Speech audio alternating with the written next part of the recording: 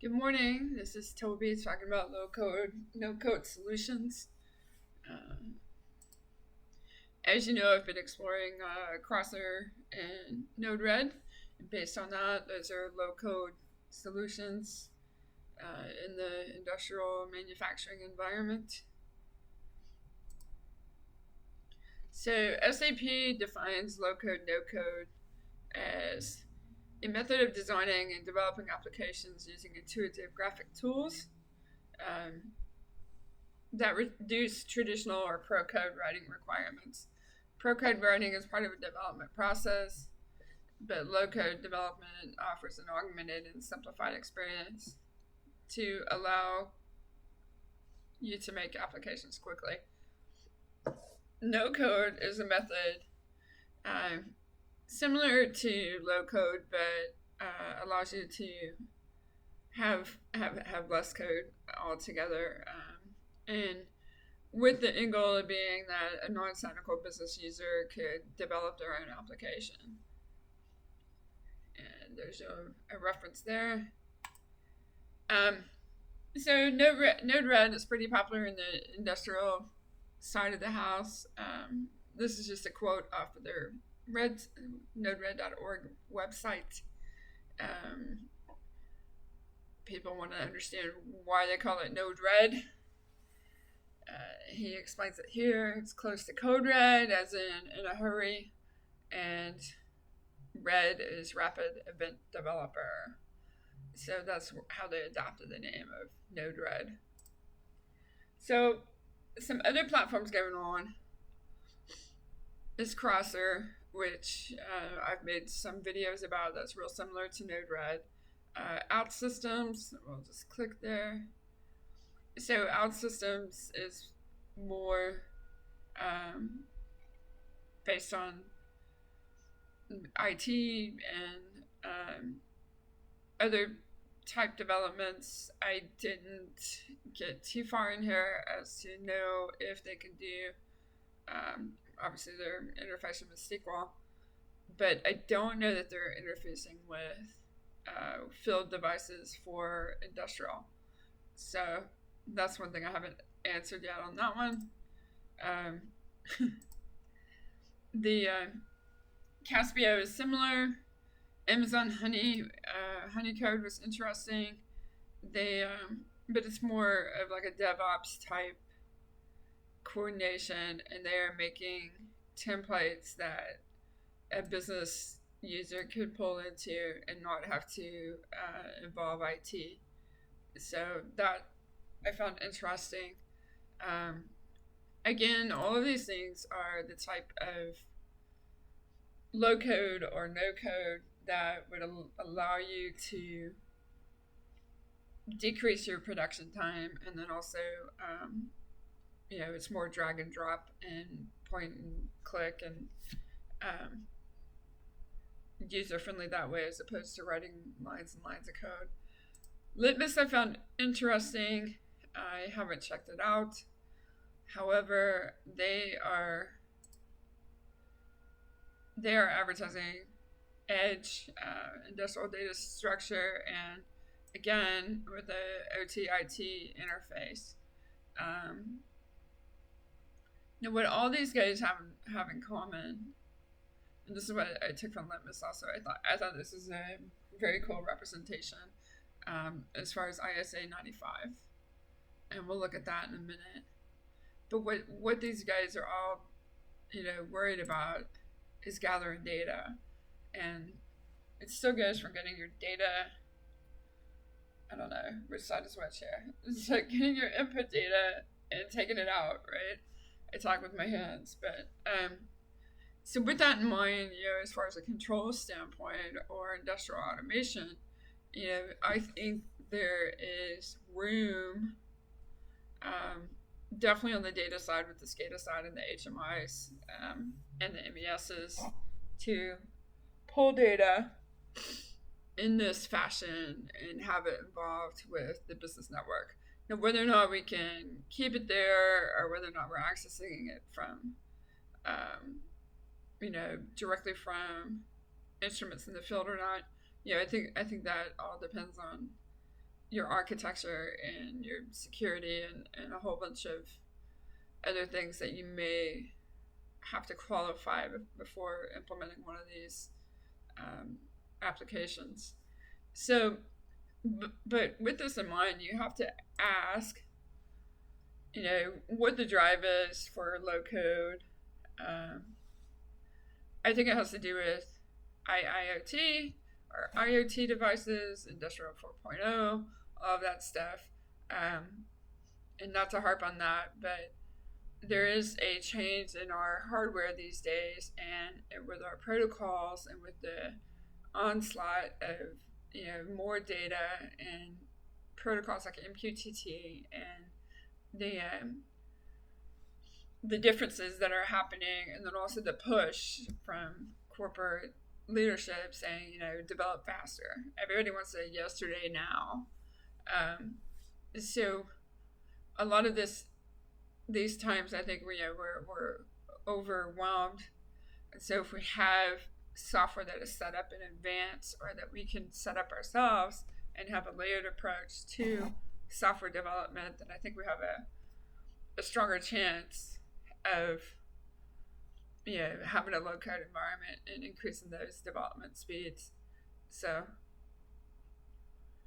the most of the business cases are to increase code development timeframes. I liked what Amazon highlighted as far as low code justification, out of the box functionality, visual modeling.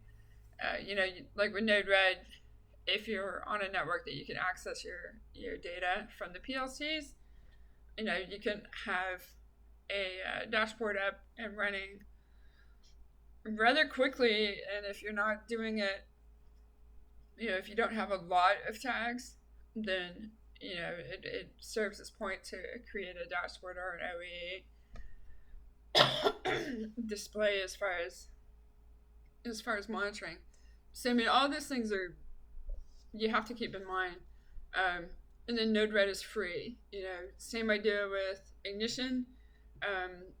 In my mind, Ignition's low code compared to, I know it sounds weird. I know I'll have 10,000 people arguing, but compared to back in the day, or compared to what what you'd have to do between behind the scenes on a SE system,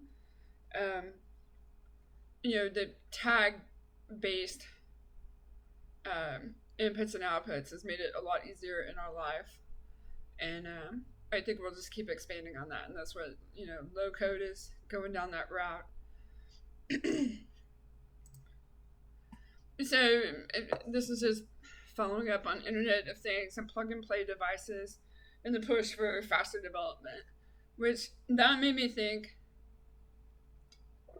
about the hardware, because the hardware is different these days, or it's changing. There's more in my device in the field, whether I'm discrete manufacturing or whether I am process control. Like the fact that you can take a Bluetooth and go and check out the status of your flow meters and your pressure sensors, as you're walking the plant floor. And anybody that has the application, that has the code to get on your sensors, has that ability. So those are things to think about.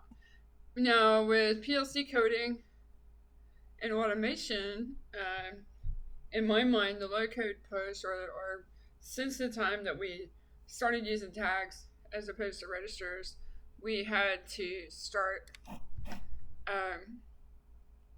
we got more object-oriented type platforms as far as the drag and drop of function blocks, the backups and the windmillers. When they scan automatically and they'll pull your hardware in. So there's a lot more functionality going on in the PLC that is more along these lines of low code or faster development than I think that sometimes we acknowledge. Opto22 has Node-RED on their controller. Other people have tried putting Ignition on the controller to run the controller and do the SCADA, which is possible. And if you dig into Ignition with the templates and the structure and do a stage design approach, like I was saying before, You can create a template and make it whatever you want for your valve. And if you've got 200 valves, you've got a repetition that you can do. Same idea is compounding on the UDTs in the PLC environment. So this is the edge, litmus edge, ISA 95 standard that they showed. I find it interesting because they brought in the IT and OT and they did the split there, which some people might debate on this as well. But is this really our split?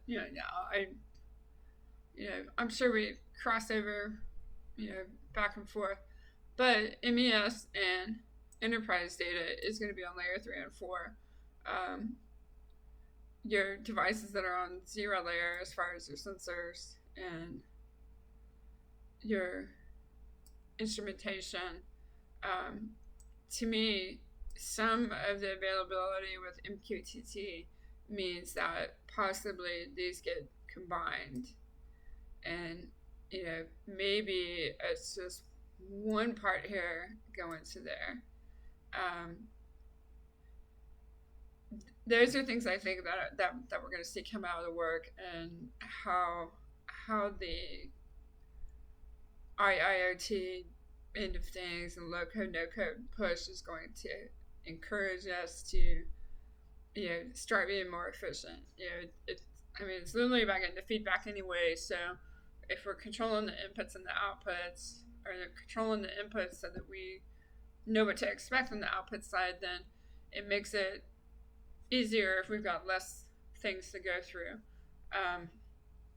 Whether or not that will happen to a point of efficiency that is good and that is verifiable for the plant floor, or how long it will take to adapt it, that's yet to be seen. But I would think that this will end up changing in the next 3 to 5 years, as far as our point of view, because I think that with MQTT, the remote IO blocks, IO link, those kind of things where you can go device directly to cloud,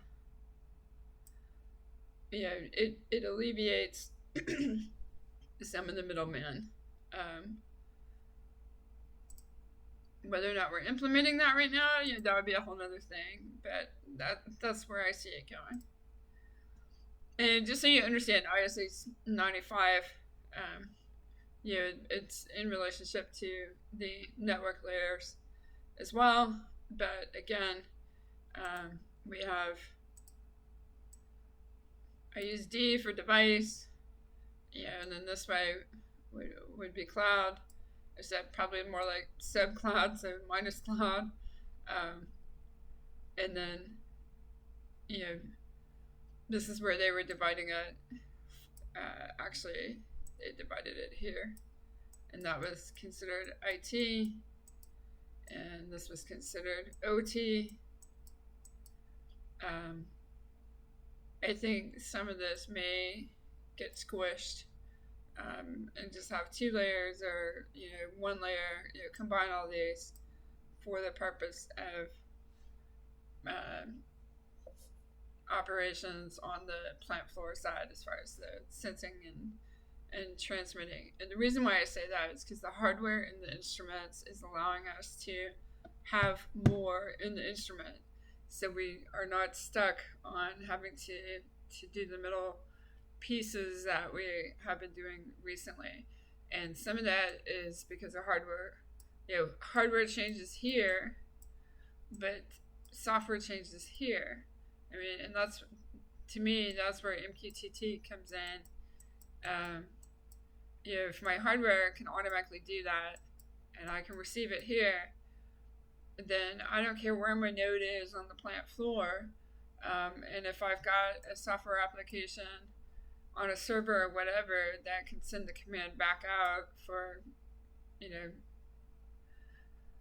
whatever output change that we want, then we're good to go. But however, with that in mind, it's not necessarily going to work for control and safety environments, etc. So to me, I'm still old school. I still look at these things as more feedback and gathering the data.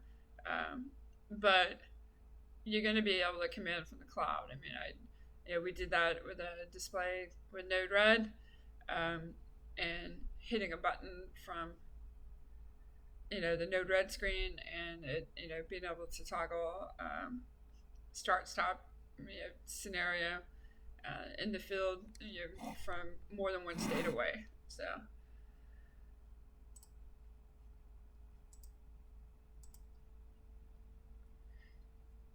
I've already highlighted or talked about this somewhat, hardware software convergence, and I think with IoT that we have some hardware changes that are that have happened.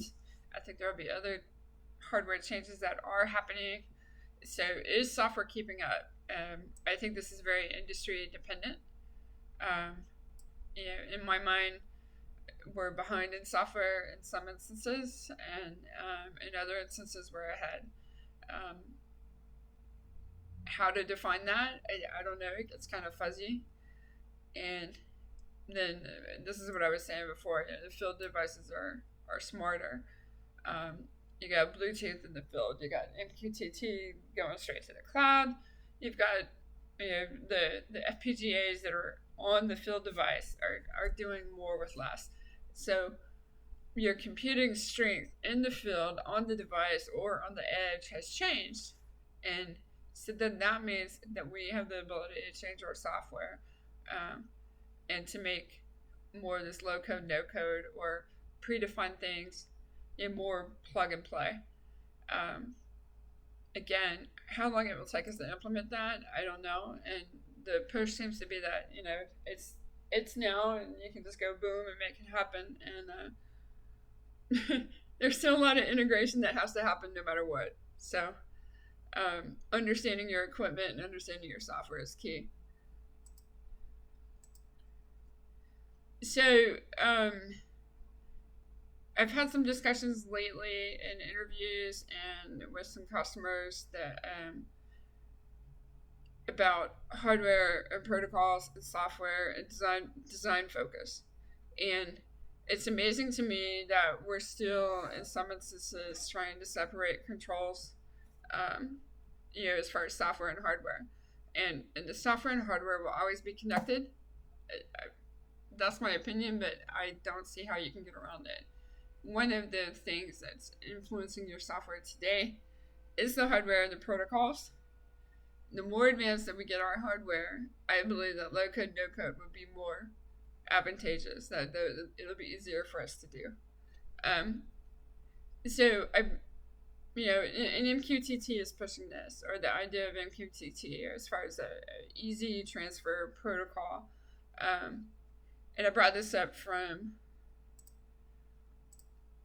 this is from the Opto22 website, and they kind of spell it out. And this is what I was saying here.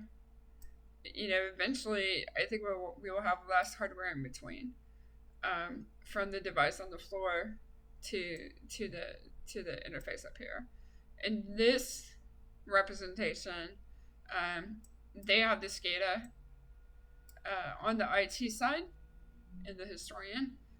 Typically I think that there's been some middle ground, and security wise, you would probably have a firewall here, and then SCADA and historian would be more leading on the OT side. But that it's all dependent on architecture and what your end goal is and what your company goals are and what you've got going on. With that being said, keep in mind this is very simplified. Can you use MQTT brokers in between and set up the SCADA and the historian, 4-layer in between? Yes. So it's still about bringing the field devices out. And this would be our inputs, and this is our outputs. but for this representation, we've kind of left out the operator interface as well. So, and that's representative of what I was kind of getting at, because the more advanced our hardware gets, and with the low code, no code type philosophy, is your operator going to be on this side? That's traditionally, I've seen it more in the middle. So that's something to think about with low code, no code, and the changing protocols and the hardware going on.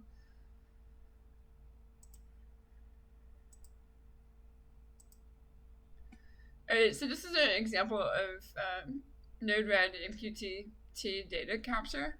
And what I was trying to do here is just point out, hey, in this whole screen,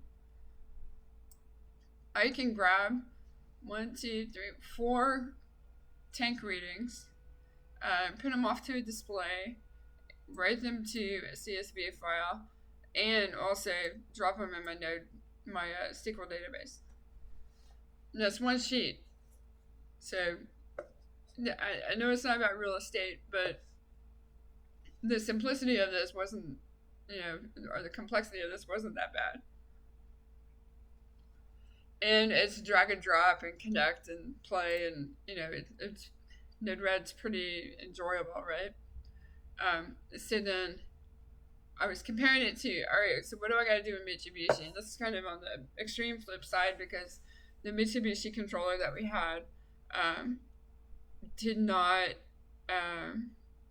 it just had an Ethernet IP card, or TCP IP interface. So understanding that Mitsubishi has easier interfaces for CC-Link, which is their main protocol. So don't knock Mitsubishi for this. But, in a higher level code environment, or lower level, or with the pro code, in this instance, the for 1, 2, 3, 4, 5, 6, 7, 8. So I got 10 targets roughly. Looks like I'm missing a couple, but roughly we had 10 targets. And what I mean by that is I had 10 communication interfaces over Ethernet IP, TCP IP. So with that in mind, I had to make up a transmit and a receive block, and set up interfaces between the field and the PLC. And that constituted, all this extra code. Compare that to Node-RED. It's not very hard. Of course, these are receive onlys, so imagine I just have to have another sheet if I wanted to transmit back out. So this is receiving a MQTT transfer, and if I wanted to send one out, it's same kind of line going the other direction. So another comparison is Crosser, and in this case, I pulled up the settings, the module settings, just to give you a clue as to what I'm talking about. When I say module, it's this block representation, and this is the module setting of this OPC UA subscriber. So it's a subscriber. So again, we know I'm reading. So if I was going the other way, I'd have one, transmitting back out.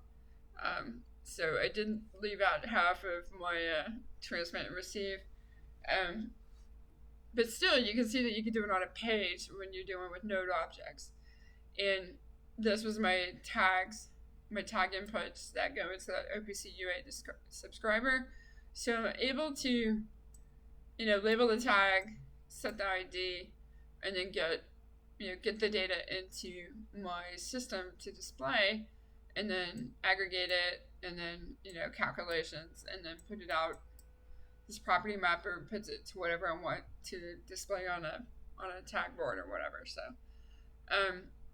So you can see the simplicity of it is a lot different than traditional But it's not about right or wrong at this point. It's just, is it usable? Is it feasible? Is it repeatable?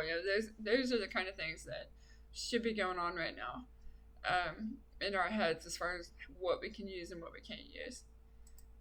So I find a lot more versatility with Crosser and Node-RED, as far as dealing with data. Like I said, I'm kind of old school. If it came to a safety circuit, I'd be like, no. But, we're not to that point yet. And the purpose of these APIs or low-code applications is just, it's strictly more data massaging, I think, more than anything at this point. So, but with that in mind, the PLC software has been influenced, and to me, as far as applying the object-oriented, trying to make things simpler so that you could code more with less. And these are going to be our really simplified examples, but I mean, just it goes back to using libraries and what is in your library. And like back off, when I come up on TwinCat and do a scan, and I can pull in all of my hardware, I don't have to go in and populate it individually, so it saves programmers time. Veeamiller has similar SDK type blocks that make it easier to use for people that are less technical and for more quick definitions. Siemens, I find Siemens very easy to work around it as far as creating my own function blocks and having the versatility. And because Siemens is very database oriented in my mind, that you can create your own function blocks and then bring them up to the surface, like the way that PCS 7 is set up. And I'm a big PCS 7 fan because down here you've got function blocks or input, and you're bringing in the field devices, and this would be like the S7400, and then you have this database layer that's pulling things to the surface, and then the SFCs, and it's drag and drop. You got your inputs on this side, you got your outputs over here, and it's just straightforward, and you can just build whatever you need to on these sheets, and you can have, I don't care how many sheets that you have back here.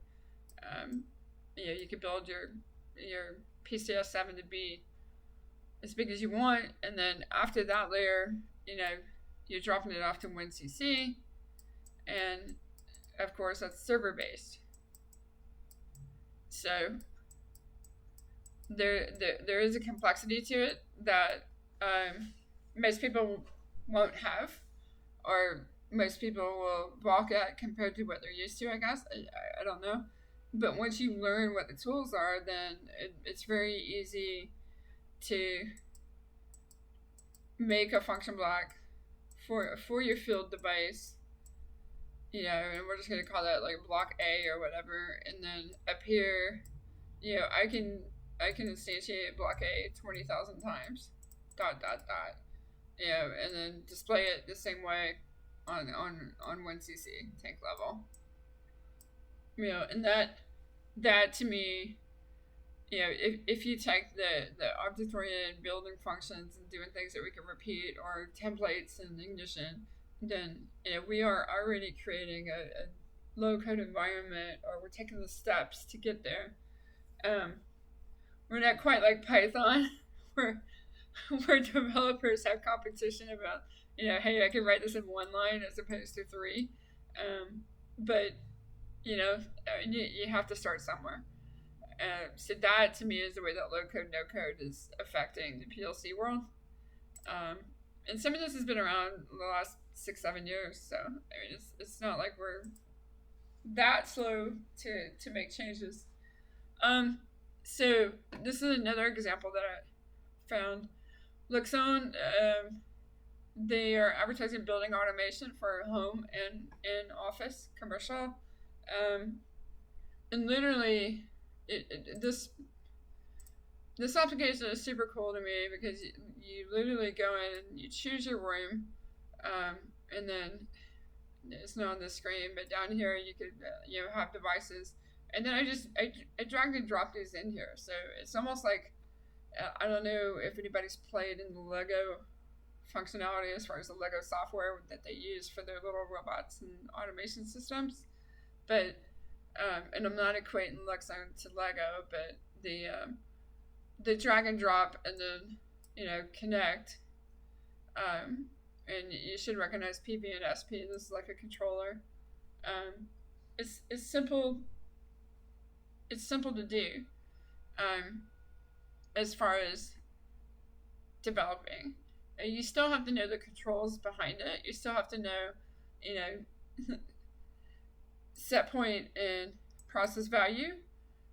If you don't have that background, then you're probably not going to understand what the blocks are and what they're doing without more training and education. So the idea that people might think that they can go to LowCode or NoCode and not have to train or not have to have the highly technical, highly skilled people, and I think we're missing the boat on that, because really the LowCode, NoCode for industrial at least, or even for your DevOps teams, it should be to make the technical people's jobs easier, to give them a break so that they're not constantly, on the computer, because I mean, I don't think there's enough people right now to code everything that people want, in my opinion. But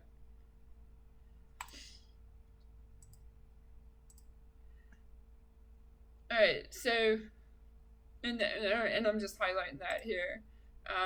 For the LowCode, NoCode to happen, there still has to be lower level programming that is done in between, and that's for any of these.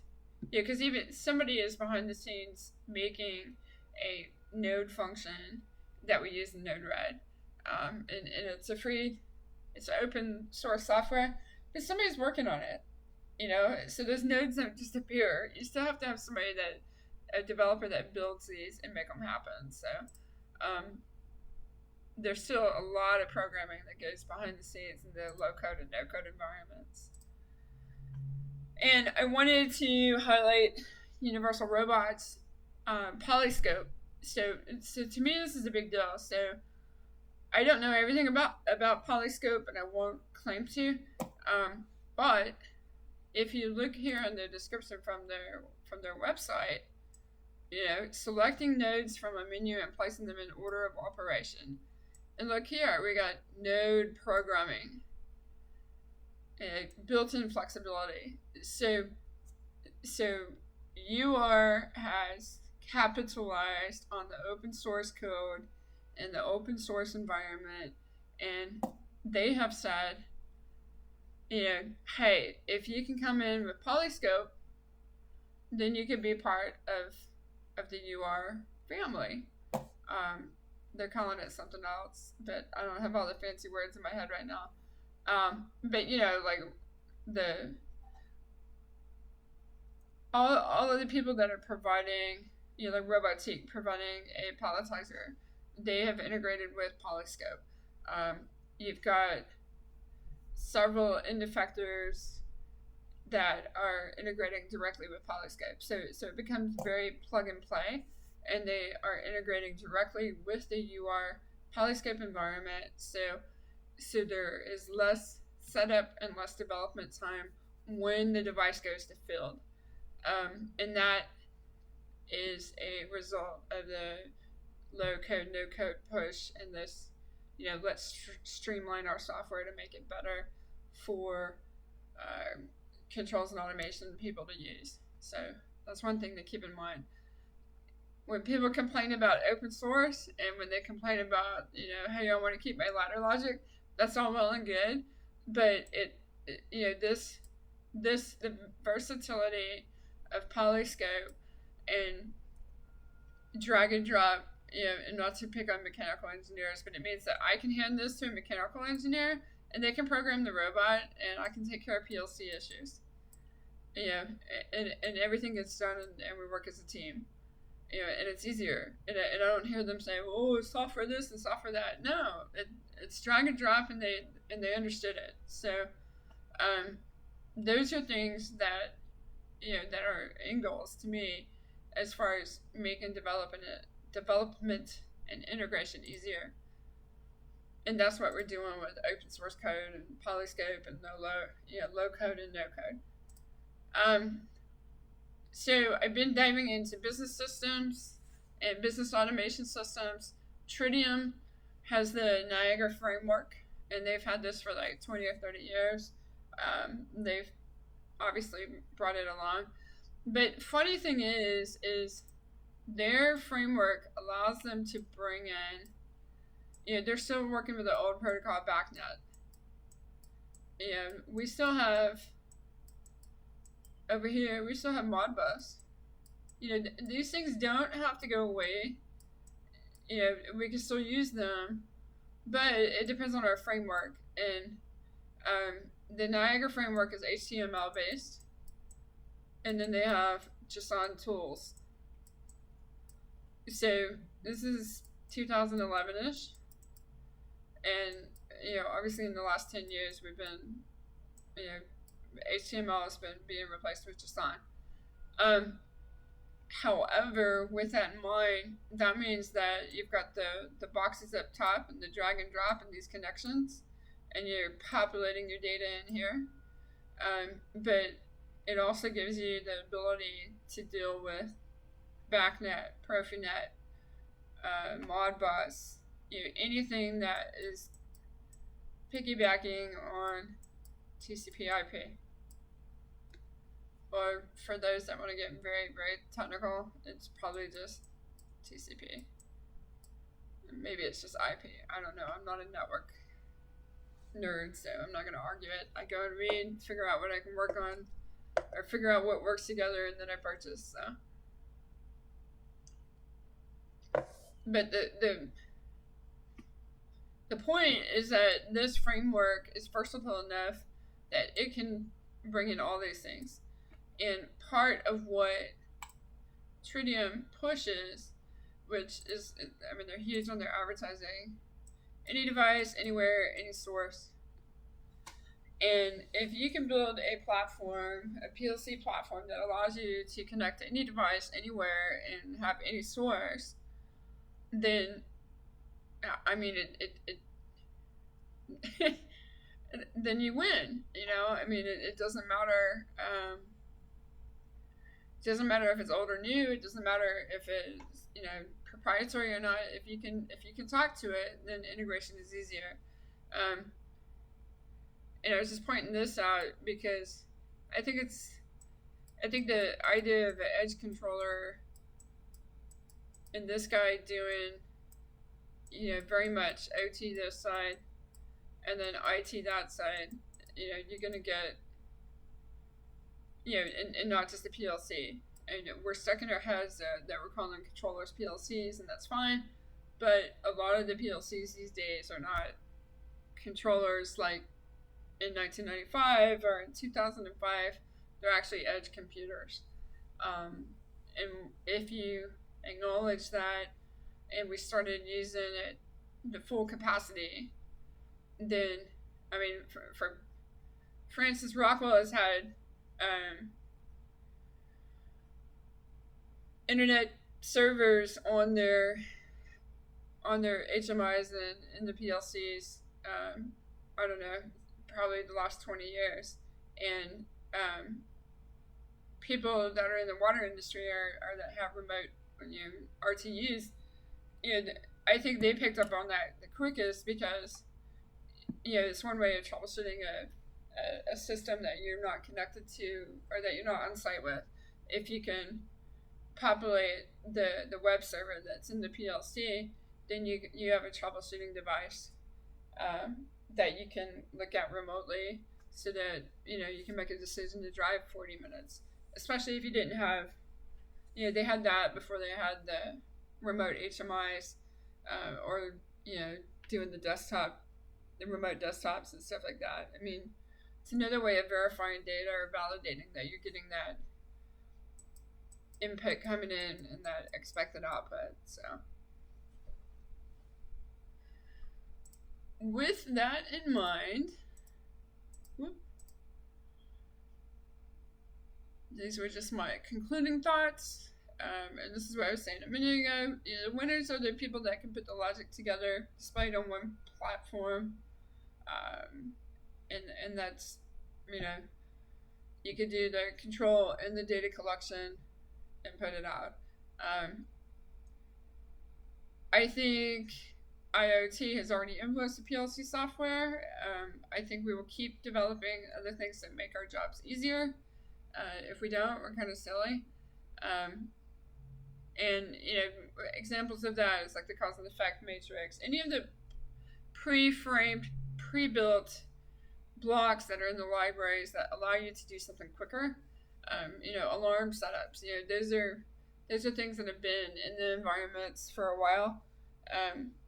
That we should be expanding on to make our connections and to make our graphics and to make even PID blocks. There's a big difference between PLC 5 or RS5, RS500, RS Logix, and there's function blocks in RS Logix 5000 that were not in the SLIC, so that's an idea of low code that we're adapting slowly. Anyway, that's just my opinion and thoughts on low code and no code.